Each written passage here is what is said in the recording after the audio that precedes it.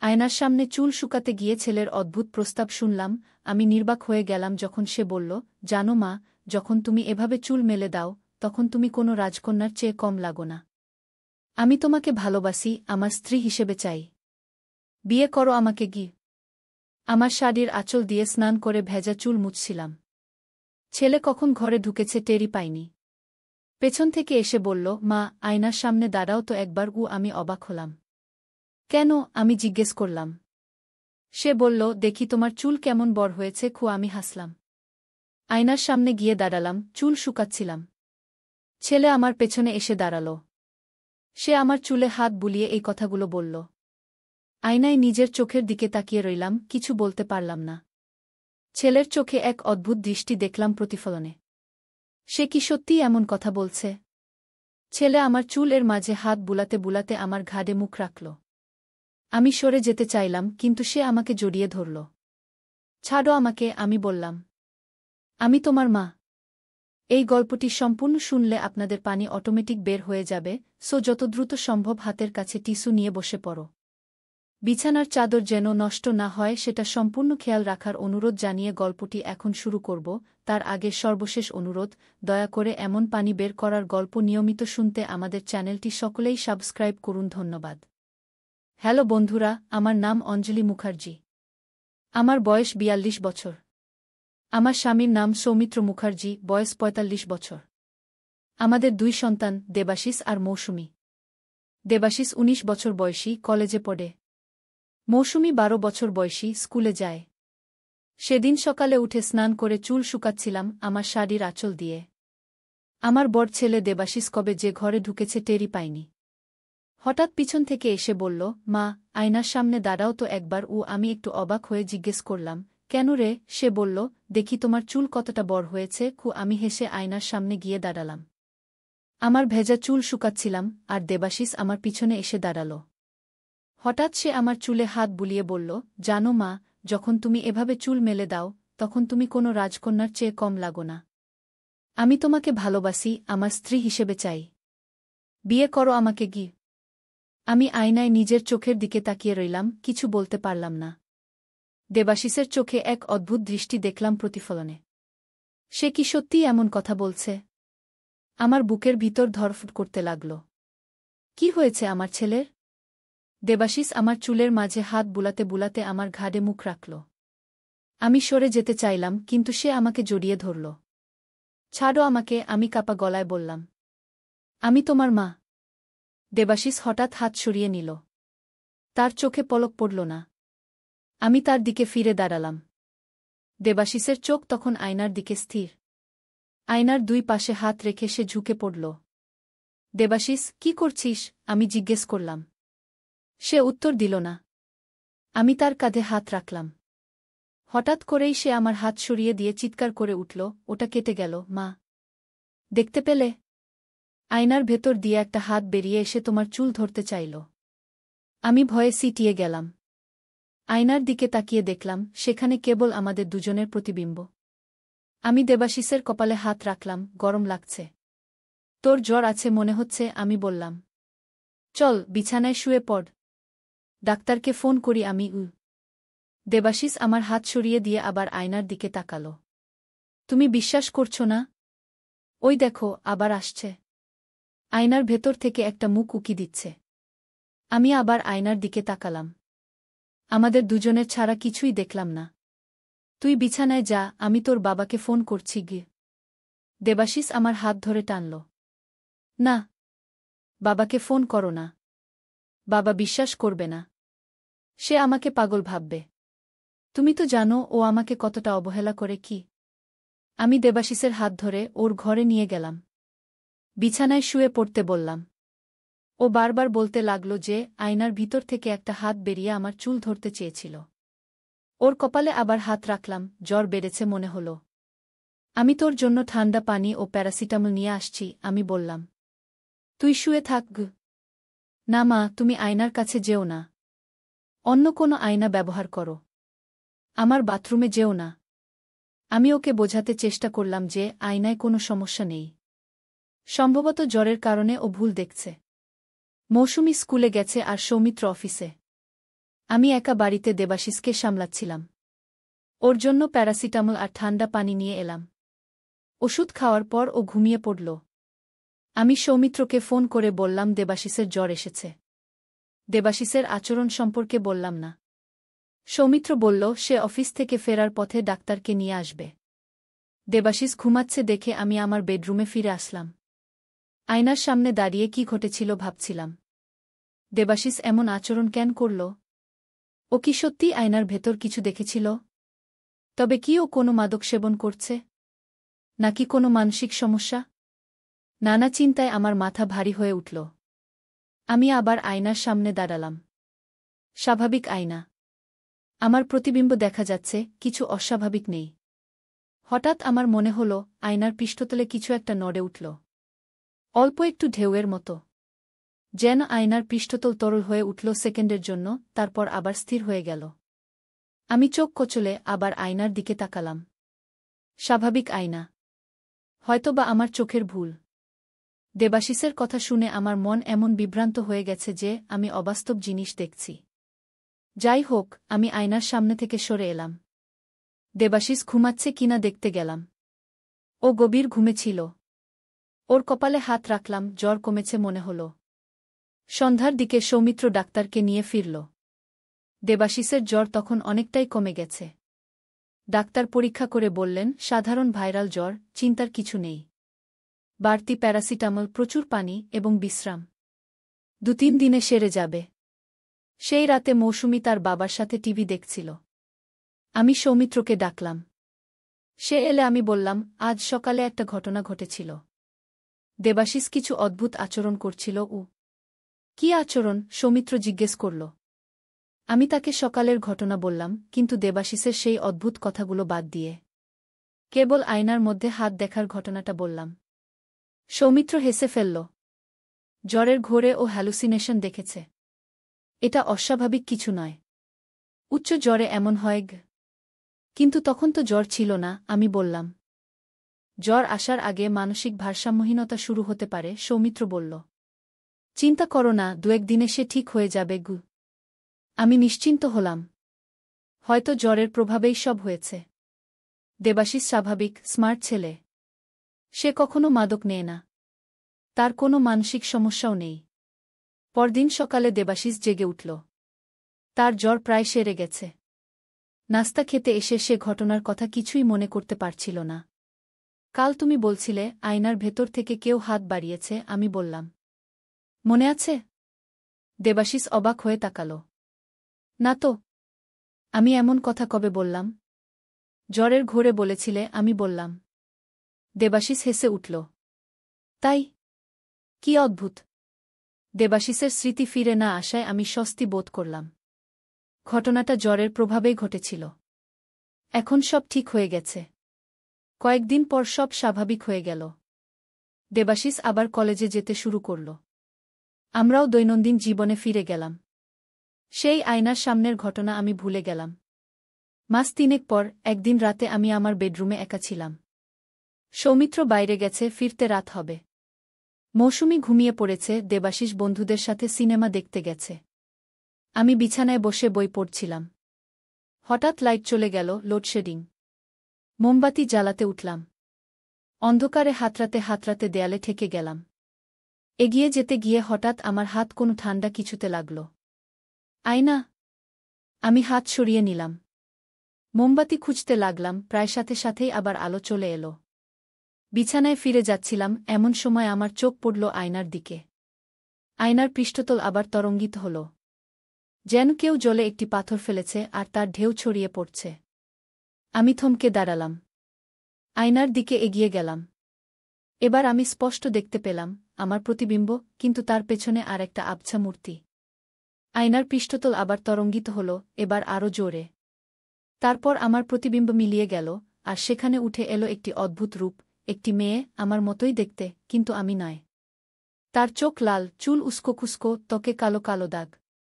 যেন আমারই এক ভয়ঙ্কর সংস্করণ। আমি ভয়ে চিৎকার করে উঠলাম। সে আয়নার ভেতর থেকে হাত বাড়ালো আমার দিকে। আমি পিছিয়ে এলাম, কিন্তু তার হাত আয়নার বাইরে এসে আমার দিকে বাড়তে লাগল। আমি দৌড়ে ঘর থেকে বেরিয়ে এলাম। দরজা বন্ধ করে দিলাম। বুক ধড়ফড় করছিল। কি দেখলাম আমি? এ কি আমার কল্পনা? নাকি দেবাশিস যা দেখেছিল সেটাই আমিও দেখলাম? কিছুক্ষণ পর সাহস করে আবার ঘরে ঢুকলাম। আয়নার দিকে তাকালাম, স্বাভাবিক আয়না, আমার প্রতিবিম্ব ছাড়া কিছু নেই। আমি স্বস্তির নিঃশ্বাস ফেললাম। হয়তো আমিও হ্যালুসিনেশন দেখছি। পরদিন সকালে আমি সৌমিত্রকে ঘটনাটা বললাম। সে আবারও হেসে উড়িয়ে দিল। তুমিও দেবাশিসের মতো হ্যালুসিনেশন দেখছ? বয়স বাড়ছে বুঝি? তারপর সে আমার সাথে ঠাট্টা করতে লাগল। আমি আর কিছু বললাম না। কিন্তু মনে মনে জানতাম আমি যা দেখেছি তা কল্পনা নয়। আয়নার সাথে কিছু একটা ঘটছে। কিন্তু কিভাবে প্রমাণ করব? সেদিন দুপুরে যখন বাড়িতে কেউ ছিল না, আমি আমার বেডরুমের আয়নার সামনে দাঁড়ালাম। আমি আয়নার পৃষ্ঠতল ভালো করে দেখতে লাগলাম। হঠাৎ আমার চোখে পড়ল আয়নার একপাশে একটা ছোট্ট দাগ, যেন কারো আঙুলের ছাপ। আমি কাছে গিয়ে দেখলাম সেটা আঙুলের ছাপই। কিন্তু আয়নার ভেতর নয়, আয়নার বাইরে, আয়নার পেছনে কেউ ছিল। আমি আয়নাটা দেয়াল থেকে নামিয়ে দেখলাম। পেছনে কিছু নেই। সাধারণ আয়না। কিন্তু তবে এই আঙুলের ছাপ কোথা থেকে এলো? এটা কি কেউ ইচ্ছে করে রেখেছে? মৌসুমী? নাকি দেবাশিস? আমি আয়নাটা আবার দেয়ালে ঠিকমতো লাগিয়ে দিলাম। হঠাৎ আমার মনে পড়ল এই আয়নাটা আমরা 1 মাস আগে নতুন কিনেছি। আমাদের পুরনো আয়না ভেঙে গিয়েছিল দেবাশিসের খেলার বল লেগে। এই আয়নাটা তো নতুন। তাহলে এর সাথে সমস্যা কেন? আমি আয়নার কোণায় একটা ছোট্ট কার্ড দেখতে পেলাম। সেটা আয়নার সাথে এসেছিল, আমরা সরাইনি। এতদিন খেয়াল করিনি। লেখা ছিল, বিশেষ আমদানি। পবিত্র গঙ্গার জলে ধোয়া আয়না। অন্যান্য আয়নার মতো নয় গে। গঙ্গার জলে ধোয়া আয়না? এটা কি বিশেষত্ব?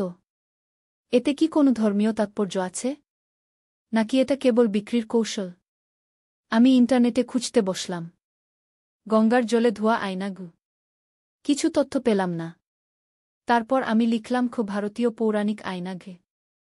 অনেক তথ্য পেলাম। হিন্দু পুরাণে আয়না, বিশেষ করে নদীর জলে ধোয়া আয়না, 2 জগতের মধ্যে একটি দ্বার হিসেবে বিবেচিত হয়। এই জগৎ এবং পরজগৎ। এছাড়া কিছু আয়না আত্মার প্রতিবিম্ব দেখাতে পারে বলে বিশ্বাস করা হয়। কাউকে মারার পর তার আত্মা আয়নায় আটকে থাকতে পারে। আমি নিজেই নিজের ধারণাকে হাসিতে উড়িয়ে দিলাম। এসব কি বাজে চিন্তা করছি আমি? এটা সাধারণ আয়না, আর আমার মস্তিষ্ক অহেতুক কিছু কল্পনা করছে। তবুও আমি সিদ্ধান্ত নিলাম আয়নাটাকে একটু পরীক্ষা করব। বাড়িতে যখন কেউ নেই তখন আবার বেডরুমে গেলাম। আয়নার সামনে দাঁড়ালাম। অনেকক্ষণ দাঁড়িয়ে থাকলাম কিন্তু কিছুই ঘটল না। এটা সাধারণ আয়না, আমি নিজেকে বললাম। আমি অকারণে ভয় পাচ্ছি। তবুও আমি আয়নাটা দেয়াল থেকে নামিয়ে নিলাম। এটাকে একটা পুরনো কাপড় দিয়ে ঢেকে আলমারির মধ্যে রেখে দিলাম। আমার স্বামী কিছু জিজ্ঞেস করলে বলব, নতুন আয়না কিনতে চাই, তাই এটাকে সরিয়েছি। সেদিন রাতে ঘুমের মধ্যে আমি একটা স্বপ্ন দেখলাম। স্বপ্নে আমি আয়নার সামনে দাঁড়িয়ে আছি। আমার পেছনে একজন মহিলা দাঁড়িয়ে, যাকে আমি দেখতে পারছি না। তিনি বলছেন, ওটা আমার জিনিস। ওটা আমার কাছে ফিরিয়ে দাও। আমি ফিরে তাকাতে গেলাম, কিন্তু পারলাম না। আমার ঘুম ভেঙে গেল। ঘড়ির দিকে তাকালাম, ভোর 3টা। সৌমিত্র পাশে ঘুমাচ্ছে। আমি অন্ধকারে চারদিকে তাকালাম। আলমারির দিকে দৃষ্টি গেল। আলমারির দরজা কি খোলা? আমি তো দরজা বন্ধ করেছিলাম। আমি উঠে গেলাম। আলমারির দরজা সামান্য ফাঁক। আমি দরজা ভালো করে বন্ধ করলাম। আবার বিছানায় শুয়ে পড়লাম। পরদিন সকালে উঠে দেখলাম আলমারির দরজা আবার খোলা। আমি আলমারি খুললাম। অবাক হয়ে দেখলাম আয়নাটা নেই। আমি চারপাশে খুঁজলাম। আয়না কোথায় গেল? নাস্তার সময় আমি সৌমিত্রকে জিজ্ঞেস করলাম, তুমি কি বেডরুমের আয়নাটা দেখেছ? আমি ওটা আলমারিতে রেখেছিলাম গিয়ে। সৌমিত্র অবাক হয়ে বলল, না তো। তুমি আয়না আলমারিতে রাখলে কেন? পুরনো হয়ে গেছে, নতুন কিনব ভাবছিলাম, আমি বললাম। কিন্তু ওটা তো মাত্র কয়েক সপ্তাহ আগে কেনা। আমি আর কিছু বললাম না। আয়না কোথায় গেল? দেবাশিস ও মৌসুমীকেও জিজ্ঞেস করলাম, তারাও বলল তারা জানে না। কে আয়না নিয়েছে? দুপুরে বাড়িতে একা ছিলাম। হঠাৎ শব্দ শুনলাম, কেউ যেন আমার বেডরুমে হাঁটছে। আমি গেলাম দেখতে। অবাক হয়ে দেখলাম আয়না আবার দেয়ালে ঝুলছে। এটা কি সেই আয়নাই? আমি কাছে গিয়ে দেখলাম। হ্যাঁ, এটাই সেই আয়না। আয়নার কোণায় সেই কার্ডও আছে। আমি আয়নাটা আবার স্পর্শ করলাম। ঠান্ডা। স্বাভাবিক আয়নার মতোই। কে আয়নাটা আলমারি থেকে বের করে আবার দেয়ালে ঝুলিয়েছে? সকালে তো বাড়িতে কেউ ছিল না আমি ছাড়া। আমি আবার আয়নার সামনে দাঁড়ালাম। তুমি কে? আমি জিজ্ঞেস করলাম, নিজেকেই নিজে পাগল ভাবতে লাগলাম। আয়না কি কথা বলে? কোনো উত্তর এলো না। তবে আবারও আয়নার পৃষ্ঠতল তরঙ্গিত হল। এবার আমি ভয় পেলাম না। আমি স্থির দাঁড়িয়ে দেখলাম। আয়নার ভেতর আমার প্রতিবিম্বের পেছনে আবার সেই আবছা মূর্তি উঠে এল। এবার সে আরও স্পষ্ট। একটি মহিলা, আমার মতোই দেখতে, কিন্তু আমি নয়। এবার তার চোখ লাল নয়, সাধারণ। তার চুল আমার মতোই। সে আমার দিকে তাকিয়ে আছে। আমি ভয় পেলাম না। আমি তাকে খুব ভালো করে দেখলাম। সে আমার থেকে কিছুটা বয়স্ক দেখাচ্ছে। তার মুখে দুঃখের ছাপ। তিনি আস্তে আস্তে আয়নার ভেতর দিয়ে হাত বাড়ালেন। এবার তার হাত আয়নার বাইরে এলো না। তিনি যেন আমাকে ইশারা করছেন তার কাছে যেতে। আমি আস্তে আস্তে আয়নার আরও কাছে গেলাম। এত কাছে যে আমার নাক প্রায় আয়নার পৃষ্ঠ স্পর্শ করছিল। আমি সেই মহিলার চোখের দিকে তাকিয়ে রইলাম। তিনি আস্তে আস্তে মুখ খুলে কি যেন বলতে চাইলেন। আমি বুঝতে পারলাম না। আবার তিনি বললেন। এবার আমি তার ঠোঁটের নড়াচড়া দেখে অনুমান করতে পারলাম, আমার সাহায্য করোক। কে আপনি? আমি জিজ্ঞেস করলাম। তিনি আবার বললেন। এবার আমি বুঝতে পারলাম, আমার নাম মৃণালিনী গ। আপনি কি চান? আমি মুক্তি চাই, তিনি বললেন। এবার আমি তার কথা পরিষ্কার শুনতে পেলাম। যেন আয়নার ওপারে বসে তিনি কথা বলছেন। মুক্তি? কিসের মুক্তি? আমি জিজ্ঞেস করলাম। এই আয়নার কারাগার থেকে, তিনি বললেন। আমি দীর্ঘ সময় ধরে এখানে বন্দী গো। কে আপনাকে বন্দী করেছে? আমার স্বামী, তিনি বললেন। অনেক বছর আগে কি? কিভাবে আপনি আয়নার ভেতরে বন্দী হলেন? আমি জিজ্ঞেস করলাম। তিনি বললেন, আমার স্বামী একজন তান্ত্রিক ছিলেন। আমাদের বিবাহ বিচ্ছেদ হচ্ছিল। তিনি আমাকে বললেন তিনি আমাকে ছাড়বেন না। তারপর এক রাতে তিনি আমাকে এই আয়নার সামনে এনে কিছু মন্ত্র পড়লেন। আমি আয়নার ভেতরে আটকে গেলাম। তারপর থেকেই আমি এখানে বন্দী গ। কত বছর হলো? আমি জিজ্ঞেস করলাম। জানি না। অনেক বছর, তিনি বললেন। এবং আপনি শুধু আয়নার ভেতরেই থাকেন? বাইরে আসতে পারেন না? শুধু আয়নার ভেতর, তিনি বললেন। তবে আমি ভেতর থেকে দেখতে পাই। যারা আয়নার সামনে আসে আমি তাদের বিপদ থেকে বাঁচাতে চেষ্টা করি। কেন? আমি জিজ্ঞেস করলাম। কারণ আমার স্বামী মারা যাবার আগে এই আয়নাকে অভিশপ্ত করে গেছেন। যে এই আয়নার সামনে বেশি সময় থাকবে তার সাথেও একই ঘটনা ঘটবে, সে আয়নার ভেতরে আটকে যাবে। আমি চাই না অন্য কেউ আমার মতো এখানে আটকে যাক। আমি আতঙ্কিত হয়ে পিছিয়ে এলাম। তাই আপনি দেবাশিসকে সাবধান করার চেষ্টা করেছিলেন? হ্যাঁ, তিনি বললেন। সে প্রায় আয়নার সামনে আসে। আমি তাকে ভয় দেখিয়ে সরিয়ে দিতে চেয়েছিলাম গু।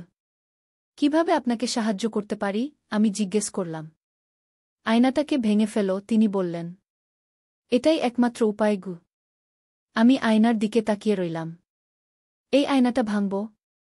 আসলেই কি এই আয়নায় কেউ বন্দী আছে? নাকি এটা আমার কল্পনা?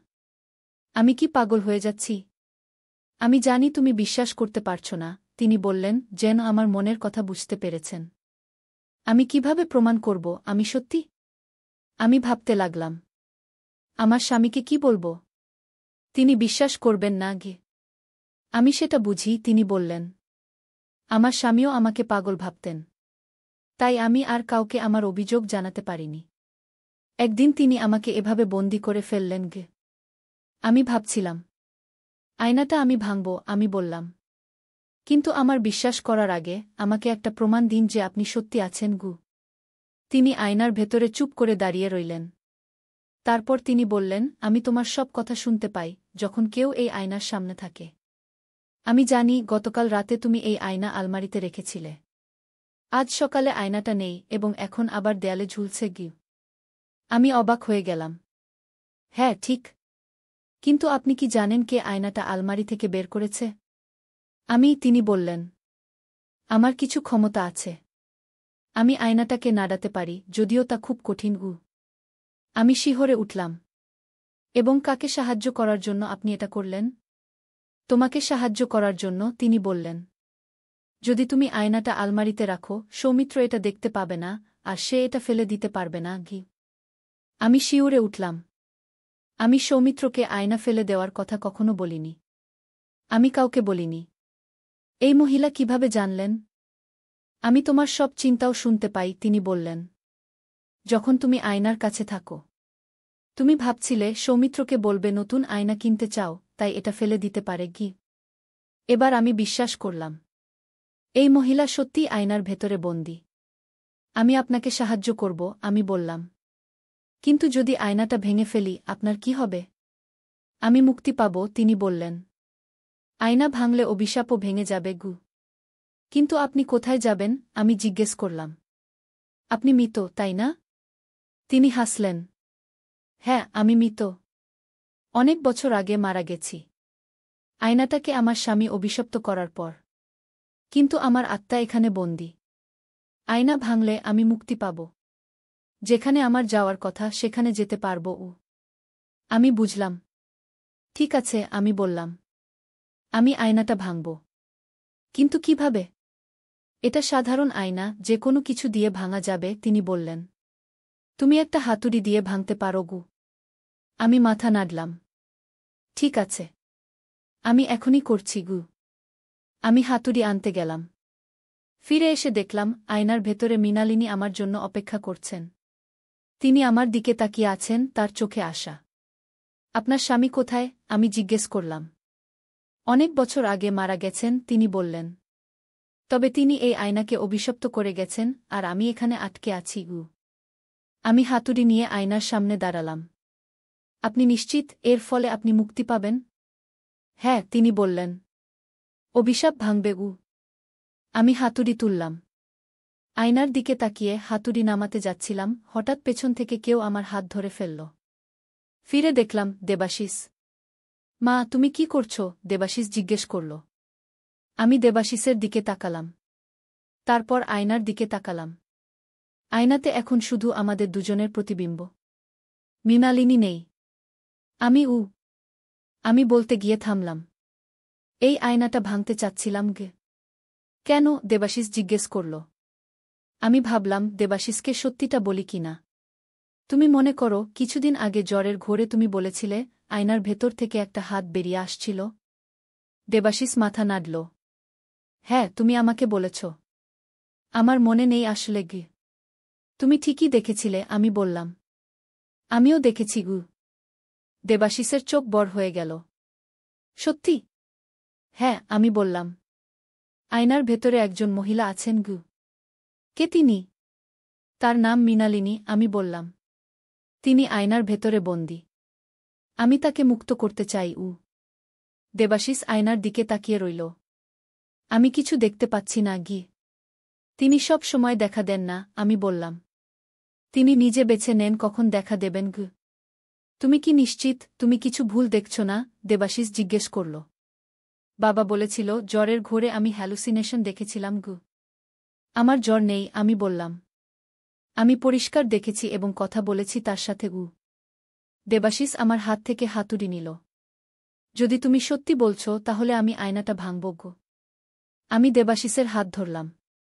আরও শোনো। এই আয়নাটা অভিশপ্ত। যে এর সামনে বেশি সময় থাকে সে আয়নার ভেতরে আটকে যেতে পারে। সেজন্যই মৃণালিনী তোমাকে ভয় দেখিয়ে সরাতে চেয়েছিলেন। দেবাশিস আমার দিকে অদ্ভুত দৃষ্টিতে তাকাল। মা, তুমি ঠিক আছো তো? হ্যাঁ, আমি বললাম। আমি জানি এটা অবিশ্বাস্য শোনাচ্ছে। কিন্তু সত্যি। দেবাশিস আয়নার দিকে তাকাল। আচ্ছা, আমি এটা ভাঙব। তবে আমার বিশ্বাস হচ্ছে না। আয়নাটা কিন্তু নতুন এবং দামি। আমি একটু হেসে বললাম। তুই ভাবছিস আমি পাগল হয়ে যাচ্ছি? দেবাশিস হাসল। হয়তো। কিন্তু যদি তুমি চাও আয়নাটা ভাঙতে, আমি ভাঙব। দেবাশিস হাতুড়ি তুলল। হঠাৎ আয়নার পৃষ্ঠতল আবার তরঙ্গিত হল। মৃণালিনী আবার দেখা দিলেন।